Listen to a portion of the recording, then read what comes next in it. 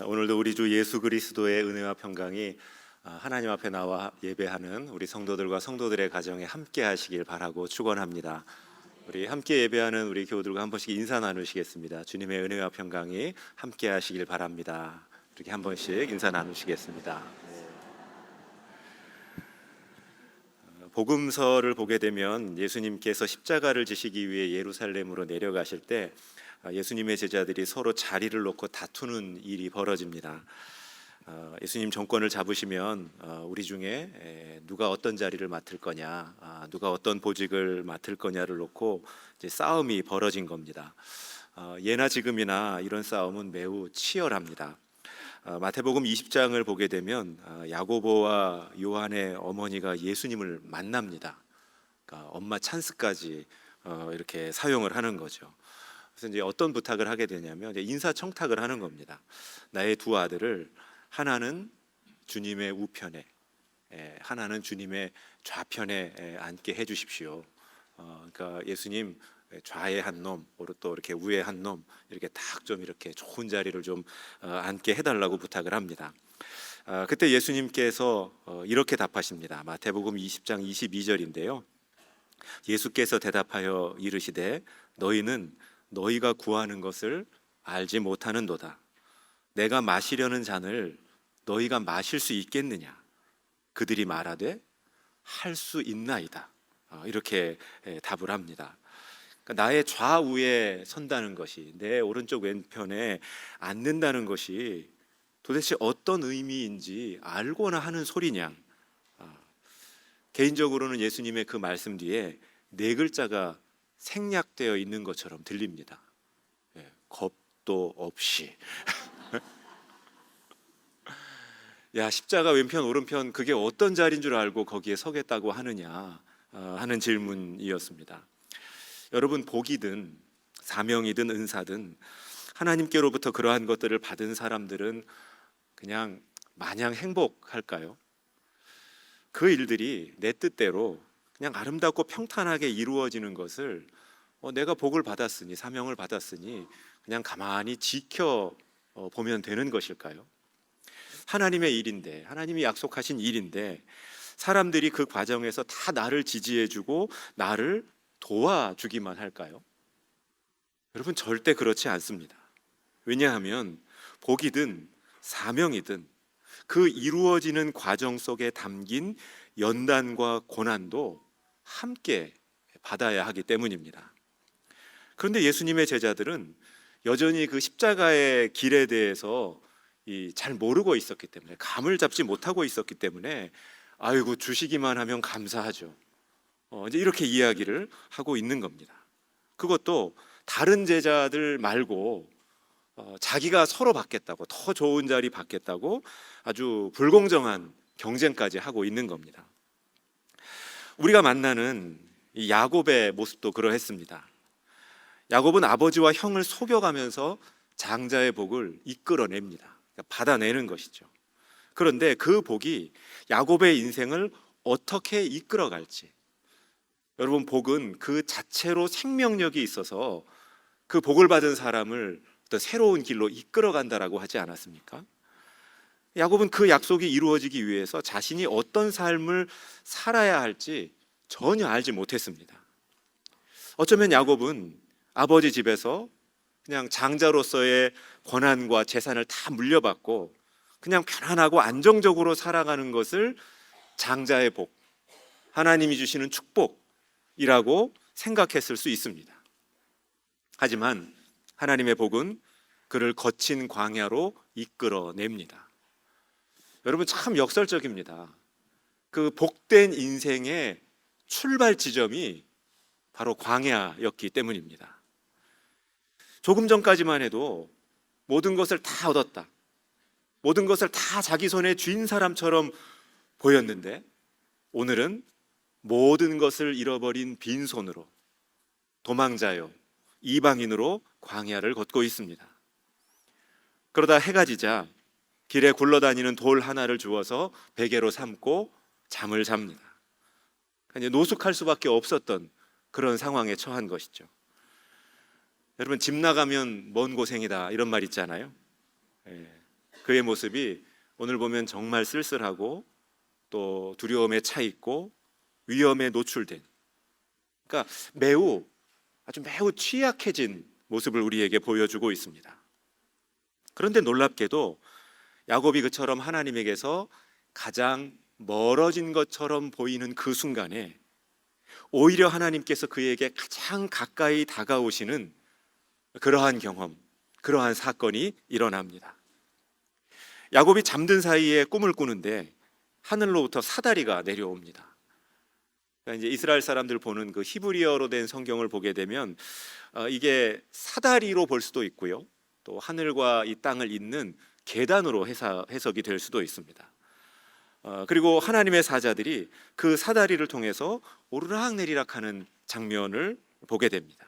그러니까 하늘과 땅이 연결되는 체험을 한 것이죠. 우리가 앞선 창세기 11장에서 보았는데요, 바벨탑 이야기가 나왔습니다. 그때는 인간이 자신의 노력으로 하늘에 닿으려 했지만 실패합니다. 그런데 오늘 야곱이 만나는 이 사다리의 체험은 하나님께서 철저하게 깨어진 야곱의 현실 속으로 친히 먼저 내려오시는 그러한 모습을 우리에게 보여줍니다.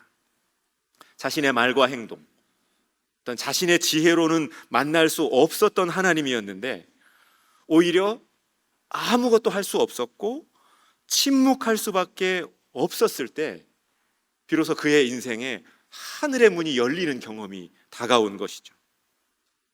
그래서 그 꿈에서 깨어난 야곱은 그곳을 여기가 비로소 내가 하나님을 만난 그 장소이다, 하나님의 집이다 라고 하는 뜻으로 베델이라는 이름을 붙입니다. 축복을 뜻하는 영어 단어가 있습니다. blessing이라고 하는 단어가 있는데요, 그 단어의 어원은 매우 제의적인 의미를 가지고 있습니다. 어원이 한 두 가지 정도가 있는데 그 중에 한 가지가 이제 블러드에서 그 단어가 나왔다고 합니다. 그러니까 피, 이 블러드에서 bless라는 단어가 나왔다고 하는데요, 그러니까 고대인들이 희생 제물을 드리면서 자신의 복과 평안을 구했던 것에서 이렇게 나온 단어로 알려져 있습니다. 그리고 재미있는 것은 프랑스어로 상처를 뜻하는 단어가 있는데 그 블레세라는 단어가 있습니다.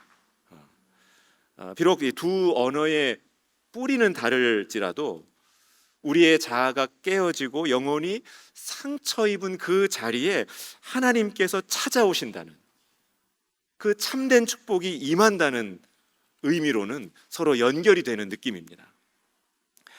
여러분, 우리는 하나님을 만나기 위해 무언가를 늘 준비해야 한다라고 생각해 왔습니다.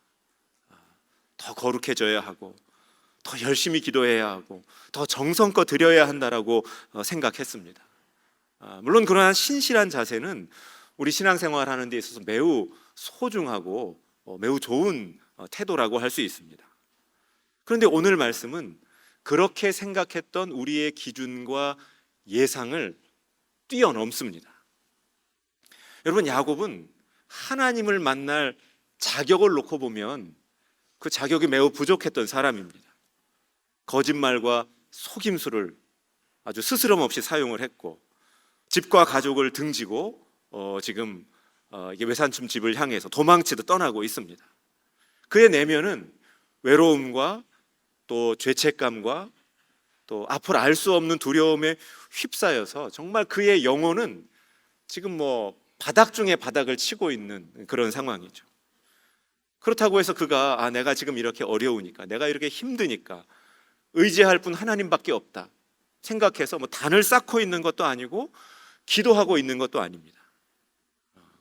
여러분, 사람이 너무 힘들면요, 정말 너무 지치고 너무 힘들면 기도할 힘도 사라지고 하나님 앞에 엎드릴 만한 그 의지와 생각조차 꺾이는 경우들이 있습니다. 근데 지금 야곱이 그렇게 너무 지쳐서 그냥 굴러다니는 돌 하나 이렇게 놓고 지쳐 쓰러져 잠들어 버린 겁니다. 그런데 하나님께서 그런 사람을 먼저 찾아가십니다. 찾아가셔서 야곱을 꾸짖지도 않으십니다. 오히려 일방적이고 무조건적인 축복을 베풀어 주십니다.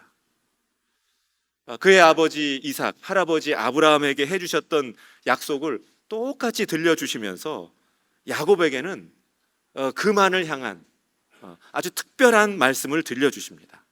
오늘 본문 28장 15절 말씀인데요, 우리가 한번 함께 읽어보겠습니다. 내가 너와 함께 있어 내가 어디로 가든지 너를 지키며 너를 이끌어 이 땅으로 돌아오게 할지라. 내가 내게 허락한 것을 다 이루기까지 너를 떠나지 아니하리라 하신지라. 아멘. 그리고 이 한 절 말씀에 세 가지 약속이 들어 있습니다. 먼저 내가 너와 함께 있어, 함께 하신다는 약속이 들어 있고요. 그리고 어디로 가든지 너를 지키며 지켜주신다는 약속이 들어 있고, 또한 너를 이끌어 돌아오게 할지라, 돌아오게 하신다는 약속이 들어 있습니다. 그리고 마지막으로 그걸 한 번에 또 묶어 주시죠. 다시 한번 이 약속이 다 이루기까지 내가 너를 떠나지 아니하리라. 단순한 위로를 넘어서 이 세 겹으로 구성된 매우 구체적인 약속이었습니다. 그 중국 소설 삼국지를 보게 되면 그 제갈공명이 아주 지혜가 아주 출중한 사람이잖아요. 오나라를 향해 떠나는 자신의 죽은 유비를 보호하기 위해서 이제 유비가 떠나서 오나라로 가면 인질로 잡히거나 이게 돌아오지 못할 상황이라는 것을 알았습니다. 그래서 이를 위해서 함께 가는 조자룡에게 위기에 처할 때마다 하나씩 풀어보라면서 뭐를 줍니까? 비결이 담긴 비단 주머니 3개를 전해줍니다. 위기에 처할 때마다 도착해서 하나 풀어보고, 어떨 때 하나 풀어보고, 어떨 때 하나 풀어봐라. 그래서 이걸 이제 금낭지계라고 부르는데요. 그런데 오늘 하나님께서는 야곱에게 이 3가지 약속을 한 보따리에 싸서 주신 겁니다. 함께 하심, 지켜주심, 다시 돌아오게 하심. 힘들 때, 어려울 때 항상 풀어보아라, 항상 기억해라 하는 그러한 약속을 주신 것이죠. 여러분, 집을 떠나 이방인의 길에 접어든 야곱에게 여러분 이보다 든든한 선물은 없었을 겁니다. 이보다 반가운 약속은 없었을 겁니다. 그래서 오늘 저녁 이 3겹의 약속을 기억하면서 저는 꼭 오늘 삼겹살을 먹어야 되겠다, 이렇게 지금 다짐을 하고 있습니다. 농담입니다. 그리고 이제 아주 참 소중한 체험이죠. 그 잠에서 깨어난 야곱이 이렇게 고백하듯 외칩니다. 여호와께서 과연 여기 계셨거늘 내가 알지 못하였도다. 여러분, 이 장면은 참으로 어린아이와도 같았던 야곱의 신앙이 한 단계 이렇게 발전하는, 그의 영적인 눈이 열리는 모습이라고 볼 수 있습니다. 야곱에게 이전까지의 하나님은 그저 가나안 땅 안에서만, 또 아버지 집에서만 만날 수 있는 하나님이었습니다. 그러나 이제부터 하나님은 그 지리적, 공간적 경계를 넘어서는 분으로 이제 야곱에게 다가오십니다. 그리고 이제 더 나아가서, 그러니까 여러분, 야곱의 개인적인 경험에서 이 베델이 얼마나 소중하겠습니까? 그러면 하나님은 내가 어디서 만난 분? 베델에서 만난 분으로만 생각될 수 있지만, 이제 하나님은 그 베델이라는 특별한 곳에서만 만날 수 있는 것이 아니라 하루하루 내가 걷고 살아가는 그 어떤 자리, 그 어떠한 공간에서도 만날 수 있는 하나님이 되어 주십니다. 엄밀히 말하면 야곱은 베델에서 비로소 하나님을 만난 것이 아니라 늘 함께 계셨던 하나님을 베델에서 뒤늦게 알아보게 된 것입니다. 구약 성경에도, 다른 성경에도 그러한 장면을 우리가 만날 수 있습니다. 열왕기와 6장을 보게 되면 선지자 엘리사가 도단이라고 하는 곳에 머물고 있을 때 아람 왕의 군대가 이스라엘을 공격을 하려면 일단 저 선지자가 없어야 될 것 같거든요. 그래서 엘리사를 잡기 위해서 군대를 보내서 그 성을 겹겹으로 둘러싸고 포위를 합니다. 이때 엘리사는 두려워하는 시종을 향해서, 그러니까 성을 지키는 군대는 적죠, 적군은 많죠. 그러니까 그 엘리사의 비서가 너무 불안해했습니다. 그러자 엘리사가 뭐라고 이야기를 하냐면, 너무 걱정하지 마라. 우리 편 군대가 저쪽 편보다 훨씬 많다라고 이야기를 합니다. 그리고 두려워하는 시종의 눈을 열어달라고 하나님께 기도를 합니다. 결국 그의 기도대로 시종은 하나님께서 보내신 군대가 엘리사와 그 도단성을 보호하고 있는 장면을 보게 되지요. 여러분, 이처럼 우리가 하나님을 만났다, 하나님을 경험했다 라고 하는 체험은 우리를 둘러싼 세계와 우리를 둘러싼 환경을 바라보는 시각을 근본적으로 바꾸어 놓는 겁니다. 그렇게 새로운 시각을 통해서 나의 삶과 인생을 바라보게 되면 나라고 하는 존재가 아무도 돕는 이 없는 그 광야에서 홀로 살아가는 그러한 존재가 아니라 어떠한 상황 속에서도 하나님께서 나를 감싸주신다. 사방이 다 막혀 있는 것 같지만 하늘이 열려 있다라고 하는 것을 발견하게 해줍니다. 여러분, 결국 중요한 것은 소위 우리의 영의 눈이 열린다, 하나님을 체험했다라고 하는 것은 하나님이 계시냐 안 계시냐, 어디에 계시느냐, 그 문제를 뛰어넘는 겁니다. 언제나 함께 하시는 하나님을 내가 이 순간에도 발견할 수 있느냐의 문제로 관점이 전환되는 것이죠. 여러분, 우리가 이 주일마다 모여서 하나님께 예배하는 이 예배당을 아버지의 집이라고 여기고 만민을 위해서 기도하는 집이라고 여기고 성전이라고 여기는 것처럼, 여러분, 저와 여러분의 삶의 자리도, 사방이 막히고 홀로 남겨진 곳도 나의 베델이 될 수 있고, 땀 흘려 일하고 공부하는 자리도 여러분 얼마든지 아버지의 집이 될 수 있는 겁니다. 내가 하루하루 기도하고 묵상하는 나만의 골방 역시 베델이 될 수 있는 것이고, 내가 아직 가본 적 없는 길과 알 수 없는 미래도 얼마든지 하나님을 만나는 아버지의 집이 될 수 있을 줄로 믿습니다. 그렇게 하나님께서 나와 함께 하심을 자각하는 순간, 여러분, 그곳은 언제든 어디든 하나님과 함께 살아가는 하나님의 집이 되기 때문입니다. 그렇게 오늘 야곱이 말한 하나님께서 여기 계셨는데, 하나님께서 내 곁에 계셨는데 내가 지금까지 그 사실을 알지 못했다 라고 하는 이 고백과 아주 비슷한 고백을 했던 우리 신앙의 선배가 있습니다.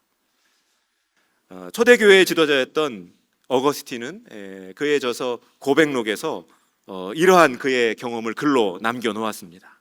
제가 그 부분을 읽어보겠습니다. 제가 너무 늦게 당신을 사랑했습니다. 보십시오. 당신은 이미 제 안에 계셨는데 저는 밖에 있었고, 오직 밖에서만 당신을 찾고 있었습니다. 저는 흉한 몰골로 당신께서 만드신 아름다운 것들 속으로 뛰어들었지만, 그러한 것들에서 하나님을 찾았다라는 의미인데요, 정작 당신은 제 안에 계셨습니다. 당신은 언제나 저와 함께 계셨지만 저는 당신과 함께 있지 못했습니다. 자신의 신앙의 여정을 돌아보며 이러한 글을 남깁니다. 하나님이 이미 내 안에 내주하고 계셨는데, 가까이 계셨는데도 하나님을 발견하지 못한 채 살아왔다라는 것이죠. 그리고 그 뒤에 이어지는 그 글과 표현들을 보게 되면, 그때의 당신은 큰 소리로 나를 부르사 나의 막힌 귀를 틔워주셨습니다. 또한 당신은 내게 빛을 비추사 내 눈의 어두움을 쫓아주셨나이다. 당신이 향기를 내뿜어 주실 때 나는 그것을 깊숙이 들이마시고는 당신을 더욱 갈망하게 되었나이다. 여러분, 이 얼마나 아름답고 소중한 성도의 체험과 고백입니까? 그런데 여러분, 생각해 보면 우리에게도 누구나 이처럼 하나님을 만난 경험과 감격의 자리가 있을 줄로 압니다. 그래서 여러분께 한번 좀 묻고 싶었습니다. 여러분에게 있어서의 베델은 언제, 그리고 어디였습니까? 돌베개를 베고 잠을 자야만 했던 그 깊은 슬픔과 두려움 속에서 하나님을 만났던 내 인생의 베델, 그것은 과연 어디였습니까? 여러분 한 번씩 좀 생각해 보시면 좋겠습니다. 그리고 바라기는 그 베델에서 만났던 하나님을 오늘도 다시 한번 만나고 경험하는, 다시 한번 그 하나님의 음성에 나의 귀가 열리고 하나님을 향해 눈이 열리는 은혜를 사모하며 살아가는 저와 여러분 되실 수 있기를 바라고 소원합니다. 그렇게 베델의 은혜를 체험한 야곱은 이제 더 이상 이방인이라고 할 수 없습니다. 우리 교회에 그 독서 모임을 하는 소그룹이 있습니다. 근데 이제 지난주에 읽었던 책이 이향인이라는 책이었습니다. 책 이름이 좀 독특하죠? 이향인. 그 담당 교역자실에서 이제 그 책을 이렇게 읽고 있길래 제가 제목이 참 특이해서 저도 이렇게 잠깐 살펴봤습니다. 여러분 요즘은 사람의 성향을 내향이냐, 외향이냐, I냐, E냐 주로 이렇게 둘로 나눠서 이렇게 구분을 하지 않습니까? 그런데 그런 단순한 두 가지 기준으로는 설명되지 않는 성향도 있다. 그러한 의미에서의 그러니까 이향인이었습니다. 내향도 아니고 외향도 아닌 그러한 성향이 존재한다라는 것이죠. 책 표지에 이러한 부제가 적혀 있었습니다.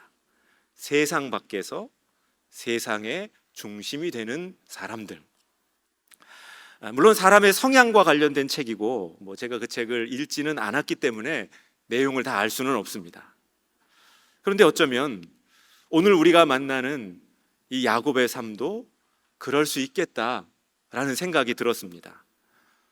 여러분 야곱은요 가나안 땅을 기준으로 아버지 집을 기준으로 하면 쫓겨난 사람입니다. 이방인이죠. 하지만 하나님의 집이라는 관점에서는 그는 한 번도 그 집의 중심에서 벗어난 적이 없었던 사람입니다. 이처럼 베델의 체험은 그에게 새로운 집, 새로운 소속감을 가져다 주었습니다. 여러분 어디든 어떤 상황이든 함께 하나님과 함께 하는 사람은 하늘이라는 영적인 뿌리를 가진 사람이고 우리 인생의 뿌리를 이 땅이 아니라 위를 향해 내리는 사람이 되기 때문입니다. 내 주 예수 모신 곳이 그 어디나 하늘나라, 그 어디나 아버지의 집이 되는 것이죠. 여러분 우리는 이러한 사람을 더 이상 이방인이라고 부르지 않고 본향인이라고 부를 수 있어야 합니다. 우리 교회 교인 중에 오랜 이민 생활을 하시고 한국에 다시 돌아오신 장로님 권사님 가정이 있습니다. 장성한 자녀들이 캐나다에 있어서 계속해서 이제 한국으로 돌아오신 이후에도 한국과 캐나다를 이제 왔다 갔다 하시는데 제가 첫 안식년을 캐나다에서 보낼 때 그때 이제 장로님 권사님도 캐나다에 계셨거든요. 그래서 저희 집에 삼겹살 들고 찾아오셔서 같이 구워 먹다가 오늘 계속 삼겹살 이야기가 나옵니다. 같이 구워 먹다가 그 연기 때문에 화재 경보가 나가지고 막 이렇게 난리 나고 막 집주인 눈치 보고 막 그랬던 적이 있었는데 그 장로님께서 올 봄에 별세하셔서 장례는 또 이렇게 자녀분들이 계시는 캐나다에서 치르셨습니다. 장로님 살아계실 때죠. 오래전에 장로님과 이런 대화를 주고받은 적이 있습니다. 제가 장난스럽게 장로님은 도대체 집이 어딥니까? 라고 제가 물었습니다. 태어나시고 다시 돌아오신 한국도 집이고 가족들 자녀들 다 살고 있는 캐나다도 집인데 도대체 한국이 집이에요? 아니면 캐나다가 집이에요? 그랬더니 장로님께서 저에게 되물으시더라고요. 그러게요 목사님, 한국도 집 같고 캐나다도 집 같은데 제 집이 어딜까요? 라고 저에게 물으셨습니다. 그래서 제가 그때 그렇게 말씀드렸습니다. 장로님 제가 생각할 때 장로님 진짜 집은 한국도 아니고 캐나다도 아닌 것 같습니다. 장로님 진짜 집은 하늘에 있겠죠. 예. 장로님 평생 타국 생활하시고 또 이 나라 저 나라 사셨지만 제가 볼 때 제가 아는 한 장로님 한 번도 하나님 집을 떠나신 적이 없는 분입니다. 본향을 떠난 적이 한 번도 없으셨을 겁니다. 그리고 그 장로님 이제는 그 아버지의 집에서 영원히 거하고 계실 거라고 저는 믿습니다. 그런데 여러분, 그 장로님만 그러실까요?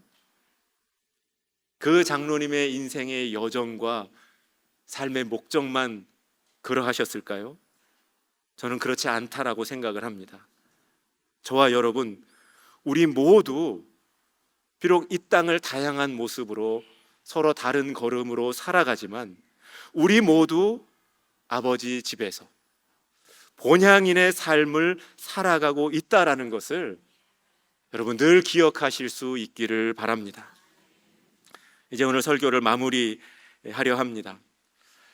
야곱의 인생이 깨어지고 그의 인생이 바닥을 칠 때 하나님께서 그곳을 베델로 바꿔주시고 그 어디에도 속하기 어려운 사람을 하늘에 뿌리를 내린 본향의 사람으로 살게 해주셨습니다. 사랑하는 성도 여러분, 오늘 우리의 삶에도 하나님을 만나는 베델의 체험이 되살아나고 그곳이 어디든 초막이나 궁궐이나 그 어떤 상황에서도 하늘을 살아가는 저와 여러분 되실 수 있기를 바라고 축원합니다. 함께 기도드리겠습니다.